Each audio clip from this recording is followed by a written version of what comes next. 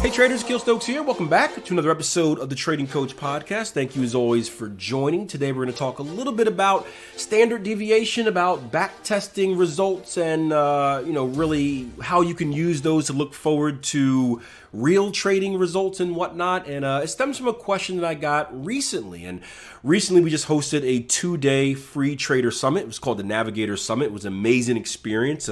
Essentially the idea was to talk about 2020, right? 2020 has been a life-changing moment or year for many people. There's a lot of bad that has happened in the world, obviously, but there's a lot of good as well. A lot of opportunity, whether it's the opportunity for traders and investors to have really once-in-a-lifetime type of returns in the market just due to the volatility that has happened, whether it's traders or aspiring traders and investors that have had the opportunity to turn passions into hobbies into businesses, and really start another chapter of their lives. I know personally speaking, here at Tier 1 Trading, we had a record number of traders get funded by prop firms this year, all because they now had the time to really go after it. Before there was an excuse, how am I going to find the time? I got to work. With being furloughed or unfortunately maybe laid off, it opened up a lot more opportunity to kind of go after their dreams, and they took advantage of it, which was pretty cool. And the point of the summit was to talk about, hey, we think 2021 is going to be very similar. Let's talk about setting yourself up to do the same. And a lot of questions are coming through because it was a shorter summit, so we didn't have a time to really address everything. And I got a good one here. And I'm going to read you the question. It's going to get a little bit wordy if you are, I don't want to say on the dumber side like myself, but if you're on the simpler minded side like myself, I'm going to simplify it for you. But here we go. Says Akil, I've been following you since the start of my trading journey 3 years ago. I've listened to all your podcast episodes, which means you're listening to this as well. Appreciate it. And I've been doing well and started to become profitable. However, I've come across a question that I can't seem to find the answer to, and I was wondering if you can help me with it. All right. Any winning rate can have a standard deviation plus or minus X. X is that variable, X percentage, depending on the number of trades. For example, in 1,000 trades, it can have a standard deviation of plus or minus 4%. In 500 trades, it can have a plus or minus of 6%. For example, a strategy has a 40% winning rate. In any 500 trades, this winning rate can be 34% or 46%. What if you backtested 500 trades and found that it has a 46% winning rate? You then went live and were expecting this 46% win rate, but instead, the next 500 trades had the lower end of deviation and you had a 34% win rate instead. That's a huge 12% difference between the two 500 trades of the same strategy. For swing traders or for those traders using a daily chart, 500 trades will take them years. At first, I thought this can be considered a drawdown, but a 40% winning rate strategy can continually expect 34% winning rate in succeeding 500, 1,000, 1,500, etc. trades. It won't know to pass 500 trades. This is also the reason why the risk of ruin will go up when the number of trades are increased. My question is, isn't this a flaw in the concept of backtesting? Also, I thought you can actually counter this with setting a maximum drawdown, and I realized that this can happen to you continuously. Even when you change to another strategy, you can stop trading when you reach a certain level of drawdown, then resume when the market conditions are in your favor, but it still won't change the fact that this can happen again in succeeding trades. I was wondering if you can give your thoughts about this. And I can. So I've already responded to this trader. By the time you guys are hearing this podcast episode, it's probably about weeks afterwards. But I thought it was a really cool concept because it's true, right? And to dumb it down a little bit for you guys, standard deviation it's basically the plus or minus, it's the story behind the story. So for example, if to take this trader's example, if you've done all your back testing and you look at your final numbers and your numbers say that you have a 40% win rate, it doesn't mean that you're going to win 4 out of every 10 trades, right? We know it ebbs and flows. There are going to be periods where you win 1 out of every 10. There are going to be periods where you win 9 out of every 10. If you guys have ever traded live, you know it tends to be streaky, right? You got a 10% win rate in your first 10 trades, and then you catch fire, and then you get cold, then you catch fire. So the standard deviation, basically, it's the measure of variation of set value. So I like to say this, right? I'm historically a 55% trader, right, overall. But when I'm hot, right, on my hot years or hot periods, I'm usually hitting at the 60% mark. So that's kind of the plus side of my standard deviation is the 60% mark. When I'm cold, I'm usually hitting around like the 45% mark, right? So it's my kind of my range. I range between 45% and 60%. I'm somewhere in the middle around 55% historically in my win rate. And the trader is asking, how does this affect, what, I guess when you have your backtesting results, how do you know, or you don't know, I guess is the question, you don't know whether you're going to be on the hot side or the cold side, right? What if you finish your backtesting, everything was on the hot side, and then as soon as you start trading live, you end up on the cold side? How is that going to affect your trading? Essentially, does this make backtesting pointless? And here's the thing, it doesn't make backtesting pointless. In fact, I would say that it makes backtesting more powerful. And this is one of the reasons that I love manual backtesting. I guess you can do this with automated backtesting as well, but I think most people look for the shortcut in it. But typically a lot of traders that try to go to automated backtesting, they do so just because they want the answer. They just want to see if something's profitable. I believe that the true value of backtesting is the story. Now, even in automated backtesting, you can take a look at the story. Obviously, you have all the data in front of you, you can go back. But I personally think there's a feel factor as well, right? I think it, pain and pleasure, the emotions stick with us more than just kind of numbers, right?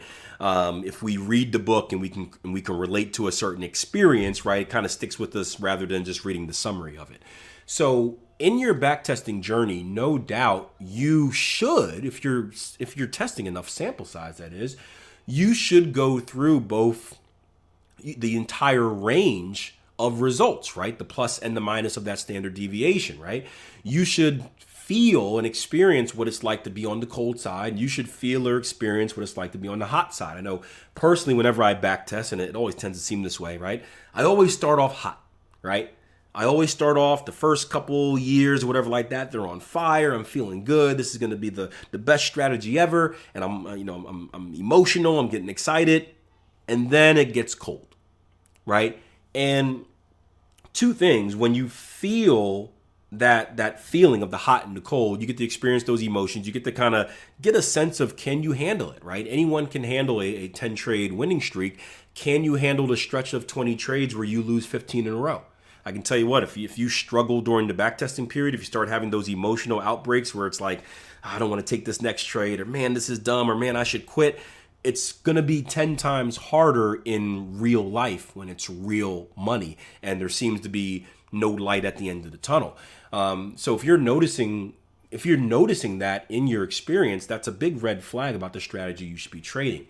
But in general, what I think the most important part is about backtesting, or the most important thing that I look at in my backtesting results, is the equity curve, right? I care about the end result. Don't get me wrong. Something has to be profitable, that it has to be in a certain win rate for me. I know that I don't want to be a 30% trader. I'll go crazy. That's kind of past my psychological boundary. Excuse me. So that stuff's important. I know I want to be profitable, but the journey is most important. And we've done a few sessions here on the platform where, we've created strategies, we work with strategy, and it comes out nice at the end. And I've told our traders, nope, I wouldn't trade it. What do you mean you wouldn't trade it, Akil? It's profitable. I'm like, yeah, it was profitable. But look, did you see this 2-year stretch where it was in a cold streak? I don't want to have 2 years where a strategy doesn't provide me profit. I can't, as someone that lives off his trading, right? I live off my trading, obviously multiple income streams as well, but I'm not just trading for a hobby, right? I need to make profit with my trading, and that's going to have a trickle-down effect with everything else. More so in the past when I first got started, obviously, positioning myself in a better financial kind of position these days where you can handle stuff and you're prepared. Your wealth period increases, right? Real quick, the wealth period is how long you can go basically without producing profit and live, right? Jason Greystone refers to it a lot as your kind of like your cash buffer, where, hey, if you were to lose your job, kind of like 2020, how long can you survive without a consistent flow of income, right? You can imagine when I first started trading and managing money for others, it was very small, right? I needed, one of the reasons I managed money, even though I didn't want to, is because I needed an income, right? You got to live, you got to pay the bills. That was 10 plus years ago.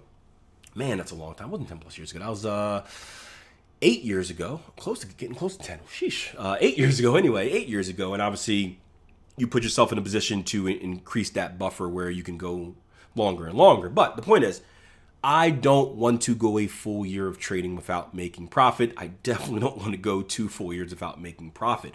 So even if I look at my equity curve and I see that the end result is amazing, if there's that 2-year stretch in the middle where it was funky and bad, I'm not interested in it.